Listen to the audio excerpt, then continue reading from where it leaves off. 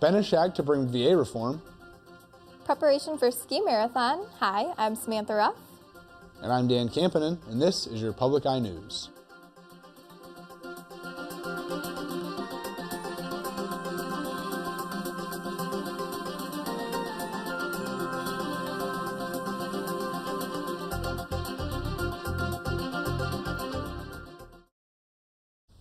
Northern Michigan University hockey coach Walt Kyle will not be on the road this weekend.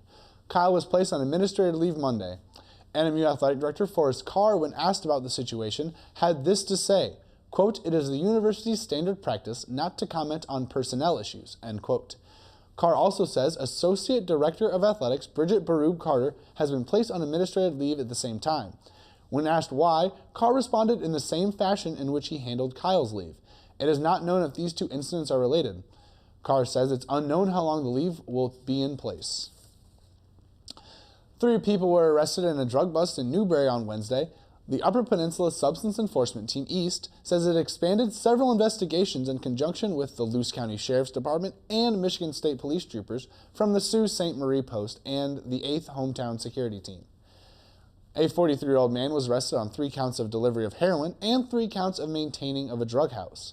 Police reported a female in the residence was also arrested on unrelated misdemeanors. A 28-year-old woman was also arrested with 3 counts of delivery of Ritalin. All 3 suspects were taken to Luce County Jail and are being held on $5,000 bond each. A December police shooting in Sault Ste. Marie is being ruled justified. Scott Brown, 29, is being charged with attempted murder and interfering with electronic communication after he held a woman at knife point. An officer shot Brown after he didn't follow commands from the officer to let the woman go. While Michigan State Police investigated, the officer was placed on administrative leave. The investigation is now over and the officer is now back on full duty. Brown is being held without bond and his pretrial is scheduled for February 24th. In Marquette, last-minute groundwork is being done for the 17th annual No Cayman on Ski Marathon. There will be several road closures during the race this weekend. Wright and Holly Streets by the Superior Dome will be closed. Some traffic can travel from Holly Street to Lakeshore Boulevard, though. An estimated 1,100 people have registered for the race. They are still asking for more volunteers and mostly to be at the start and finish lines at the Superior Dome on Saturday. If you would like to volunteer, you can head over to their website. Registration closes on Wednesday at midnight and will reopen Friday at 5 p.m. at the Dome. A new way to help veterans connect with much-needed services is now being introduced by Congressman Dr. Dan Benishak. The Veterans Action Initiative will allow veterans to connect directly with Benishak to discuss issues they face, as well as monitor VA reform laws. The program includes a series of clinics to give direct access to veterans, an expansion of the Veterans Advisory Council, and roundtable discussions between veterans and Benishak. The congressman plans to visit all veteran service organizations in the 1st District on a regular basis. He also intends to create legislation to hold VA officials accountable and to address the high rate of suicide among returning soldiers. House Democratic leader Nancy Pelosi says it was inappropriate for House Speaker John Boehner to invite Israeli Prime Minister Benjamin Netanyahu to address Congress. The California Democrat told reporters Thursday that Boehner should have consulted first with other congressional leaders. She also argued that the timing was inappropriate for the speech that is scheduled for the 3rd of March. This is because Netanyahu is up for election in a few weeks later and could benefit politically from the rare opportunity to address Congress. Boehner announced Wednesday that he'd invited Netanyahu to address Congress and push for new sanctions against Iran over its nuclear program. And stay tuned because after the break we'll have your national and international news. On Masterpiece. Good heavens, there's Charles Blake. I think you know Lady Mary Crawley, Miss Lane Fox. But we certainly know of each other. I do hope this won't be something you'll regret. You may regret it. I won't. What's the matter with you? Just mind your own business. It's right to do it face to face. But of course I'm dreading it. It will be very hard, but I promise it's better to know the truth. Downton Abbey on Masterpiece. Watch Sunday evening at 9 Eastern. And welcome back. A Nebraska healthcare worker who was exposed to Ebola has been released after she did not develop the disease. The medical center said Sierra Leone was released earlier today after being observed for 21 days. Last fall, 3 people at the center were treated for Ebola. 1 died and 2 recovered. The survivor, Rick Say-Crew, said he'll be returning to Liberia where he was infected. If you have a very young child, recognizing the warning signs of a serious virus that's going around now could be life-saving. WWL medical reporter Meg Ferris tells the doctors what they're saying about the virus and the signs to look for that may show your child is infected. A couple of weeks ago, new mother Amelia Hudson had a major scare with her newborn. When we got to the ER, she had stopped breathing. She had turned blue. They put her on oxygen, got her back pink. She, her husband, and toddler son were sick with a cold virus. Soon after they got well, her 6-week-old Melody spit up. Her mom noticed her lungs just didn't sound right. They went to the ER near home in Hammond, but Melody was soon transferred to the ICU at Children's Hospital. I mean, I was scared, but I knew they knew what they were doing. Melody was diagnosed with RSV, a common winter respiratory virus. Most people of all ages get sick with a cold, but for babies, preemies, the elderly, and sick, it can be serious. Unfortunately, a healthy child can die from this. It's a very rare occurrence. LSU Health Sciences Center pediatric ICU doctor Costa Dimitriades says Children's Hospital is seeing more than the usual number of RSV cases now. They don't treat the virus, they treat the symptoms. If they're blue and they need extra oxygen, we give them the extra oxygen. If the parents are having a hard time clearing out their nose, we help them with that. If they're not eating or drinking enough, then we'll give them IV fluids. Babies need medical attention if there's wheezing or trouble breathing, if the skin is somewhat blue and the baby's not eating or is wetting fewer diapers. There's not always coughing or fever. The doctor says children who live around smokers breathing in secondhand smoke are at higher risk of having a more serious case of RSV. After 2 weeks in the ICU, Melody is now in a regular room and doing better. Meg Ferris, Eyewitness News, Medical Watch. Southern California authorities say a young mother has died a day after her son succumbed to injuries from a fire that tore through a condominium without working smoke alarms. The Orange County Coroner's Office says 20-year-old Marcela Sanchez died Wednesday at a hospital. Her 3-year-old son, Jaden Liboro, died Tuesday night after the blaze filled the 4-bedroom unit in San Juan Capistrano with heavy smoke.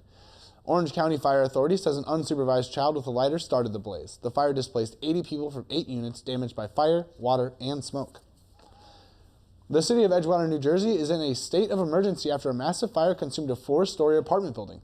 The complex is just across the Hudson River from New York City, where smoke could be seen from miles away. Don Champion was at the scene.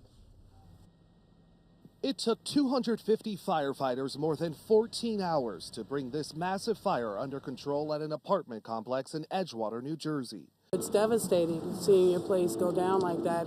Dina Gomez and her family are among 500 residents the fire displaced. They watched as it grew Wednesday afternoon.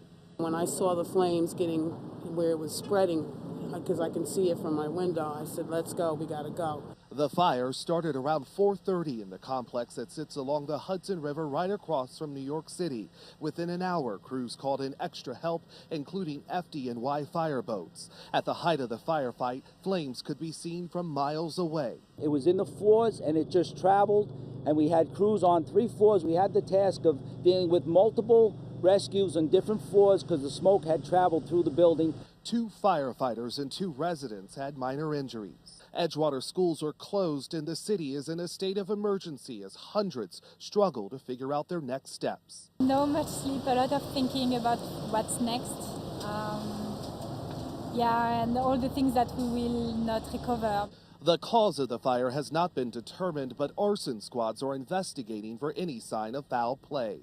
Don Champion for CBS News, Edgewater, New Jersey. The home where Adam Lanza lived before he followed through with the 2012 shooting at Sandy Hook Elementary School will be torn down.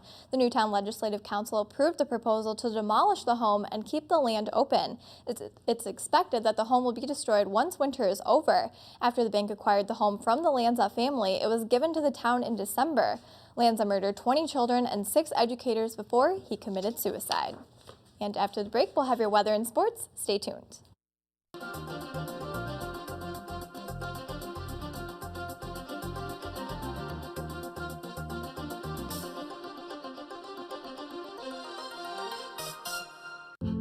On Masterpiece.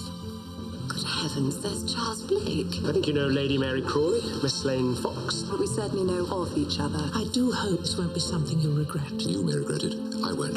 What's the matter with you? Just mind your own business. It's right to do it face to face. But of course I'm dreading it. It will be very hard, but I promise it's better to know the truth. Downton Abbey on Masterpiece. Watch Sunday evening at 9 Eastern. Welcome back to Public Eye News. My name's Dane Wormlinger with your local weather. Well, it's very sunny outside, everybody. Not a cloud in the sky, and it's just wonderful outside. Right now in Marquette, it's about 25 degrees with winds southwest at 6 miles per hour, and the barometric pressure is holding at 30.28 inches. Looking into tonight, you can expect cloudy skies with a low of 22 degrees and winds southwest at 15 miles per hour. Looking into tomorrow, you can expect a rain-snow mix with a high of 35 degrees and winds west-southwest at 11 miles per hour.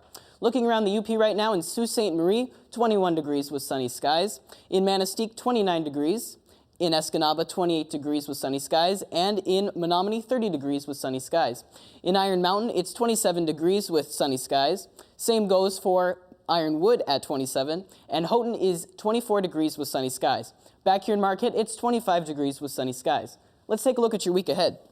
On Saturday, you can expect a high of 32 degrees and a low of 10 degrees with cloudy conditions. On Sunday, a high of 17 degrees, a low of 6 degrees with cloudy skies. And on Monday, a high of 17 degrees, a low of 2 degrees, and cloudy skies. Well, it looks like NMU's hockey coach isn't the only one taking a leave. No, he isn't, Dane. Two-time Olympic medalist Hope Solo was suspended from the U.S. women's national soccer team for 30 days on Wednesday. The team released a statement saying that the decision stemmed from an incident during the current national training camp. The suspension could possibly have to do with her being in the passenger seat in a car driven by her intoxicated husband, former pro football player Jeremy Stevens. This isn't the first time Solo has gotten into trouble recently either. Domestic assault charges against Solo were dropped in Washington earlier this month. Solo will miss matches in February in France and England and is able to apply for reinstatement after the suspension. She posted on her Facebook page saying that she understood the team's decision and that this break will give her time to de-stress and when she returns, make a positive contribution to the team. Next season, the Detroit Red Wings are expected to head out to Denver to face off against the Colorado Avalanche, but this time they're taking the game outside.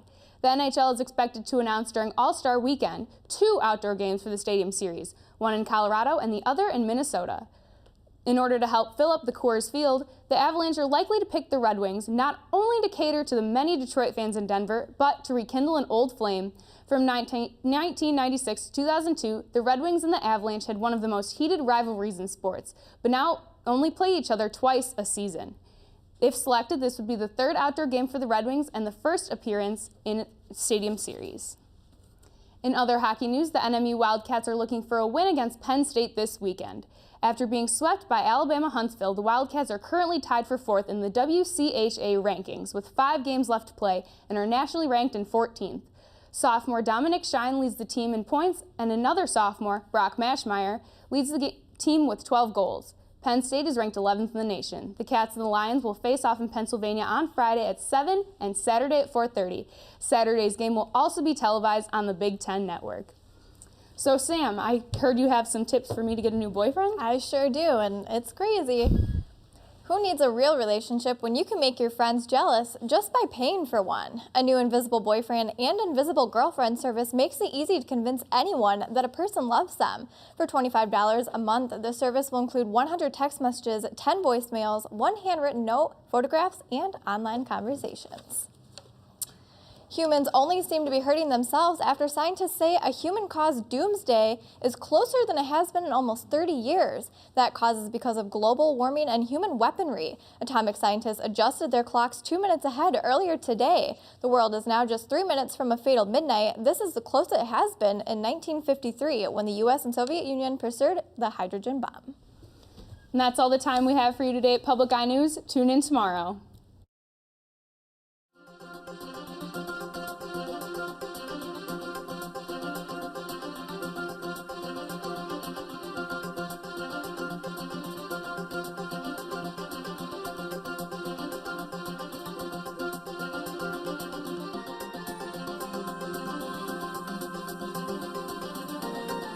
The preceding program was produced in studios located in the Edgar L. Hardin Learning Resources Center by WNMU-TV, Northern Michigan University Public Television.